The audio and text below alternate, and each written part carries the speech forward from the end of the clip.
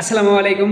আপনাদের সামনে আবার এসেছি আরেকটি কনসেপ্ট দূর করব। আজকে হচ্ছে পূর্বের নিয়ে টপিক, অর্থাৎ ডায়াবেটিস। আমি কথা বলেছিলাম যে ডায়াবেটিসের প্রাথমিক লক্ষণগুলো কী কী।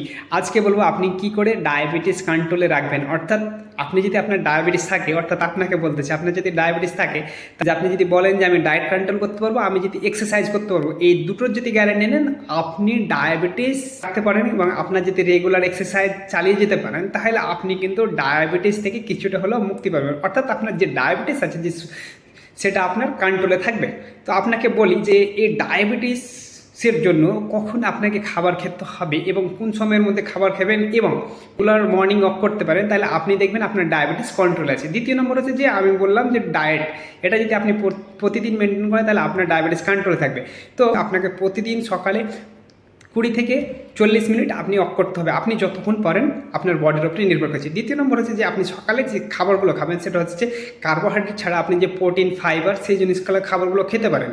আপনি যখন খাবার খাবেন, অর্থাৎ খাবার খাওয়ার পরে 15 থেকে 20 মিনিট পর আপনি ওয়াকিংয়ের চেষ্টা করবেন। অর্থাৎ আপনার যে শরীরে কার্বোহাইড্রেটের পরিমাণ, অর্থাৎ আপনার শরীরে যে গ্লুকোজ লেভেলটা, সেটা আপনার, অর্থাৎ আপনি সেটা এক্সারসাইজের মাধ্যমে আপনার শরীরকে কাজে লাগিয়ে দিলেন। আপনি যখন আপনার শরীরে গ্লুকোজকে আপনি কাজের মাধ্যমে, অর্থাৎ আপনার ওয়াকিংয়ের মাধ্যমে, আপনি যদি কোনো একটা কাজ করেন, আপনি যদি আপনার এক্সারসাইজের মাধ্যমে সেটা কাজে লাগিয়ে দেন, তাহলে যে আপনার গ্লুকোজটা হচ্ছে সেটা আর হবে না। তো এর জন্য যে আপনি যখনই খাবার খাবেন, খাবার খাওয়ার পরে 15 মিনিট কিংবা 30 মিনিট আপনি যতক্ষণ পারেন আপনি ওয়াক করবেন। অর্থাৎ আপনি সকালে খাবার খেলেন, সকালে খাওয়ার পরে আপনি ওয়াক করবেন।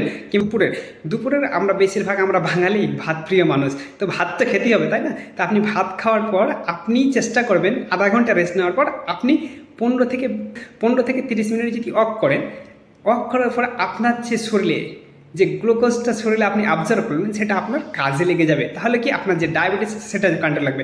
এবং আমরা যেটা ভুল করি, তো আমাদের বাঙালি মানুষ আমরা রাত 10টা না হলে খাই না, কিন্তু আমাদের চেষ্টা করতে হবে, যারা ডায়াবেটিসের আক্রান্ত তারা চেষ্টা করতে হবে যে আমাদের 7টার মধ্যে, অর্থাৎ রাত 7টা কিংবা 8টার মধ্যে, অর্থাৎ এশারের নামাজের আগে আমাদের যে খাওয়া দাওয়া আছে সেটা সেরে নিব। অর্থাৎ এশারের নামাজের আগে 7টার সময় যদি আপনি খাবার খেলেন, তাহলে আপনি ঘুমাতে যাবেন 9টার সময়। এইভাবে যদি আপনি চলতে পারেন, তাহলে যে আপনার ডায়াবেটিস আছে সেটা আপনার কন্ট্রোলের মধ্যে থাকে। নাকি একটু আমি বলে দিই যে আপনি যদি মেথি জল, অর্থাৎ আমরা ছোটো ছোটো একটা দানা হয় না যে মেথি জল আছে, সেটা যদি ভিজিয়ে রেখে কিংবা সিদ্ধ করে তার জল খেতে পারেন, তাহলে আমাদের শরীরে সাহায্য করে।